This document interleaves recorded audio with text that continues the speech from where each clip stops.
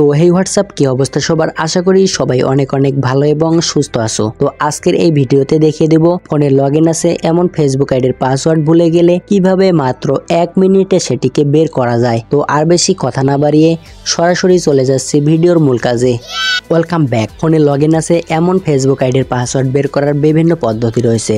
এখান থেকে যে পদ্ধতিতে খুব সহজে এবং তাড়াতাড়ি বের করা যায় সেটি আজকের এই ভিডিওতে আমি আপনাদেরকে দেখিয়ে দিব। তো এজন্য আমাদের ফোন থেকে খুঁজে বের করতে হবে জিমেইল অ্যাপ। তো জিমেইল অ্যাপটি খুঁজে বের করা হলে দেন আমরা জিমেইল অ্যাপটি ওপেন করব। তো জিমেইল অ্যাপটি ওপেন করার সঙ্গে সঙ্গে ঠিক এরকম একটা ইন্টারফেস দেখতে পাবো। দেন উপরে আমরা পেয়ে যাব প্রোফাইল অপশন, এর উপর ক্লিক করব। দেন এখানে ক্লিক করার পর আমরা পেয়ে যাব গুগল অ্যাকাউন্ট নামক অপশন, এর উপর ক্লিক করব। দেন এর উপর ক্লিক করে দেওয়ার সঙ্গে সঙ্গে ঠিক এরকম একটা পেজে নিয়ে আসবে। এখানে আমরা পেয়ে যাব personal info, data and privacy and security. Then আমরা ডিরেক্ট চলে আসব সিকিউরিটিতে। তো সিকিউরিটির উপর ক্লিক করে দেওয়ার সঙ্গে সঙ্গে ঠিক এরকম একটা পেজে নিয়ে আসবে। দেন এখান থেকে আমরা ডিরেক্ট একদম নিচে চলে আসব।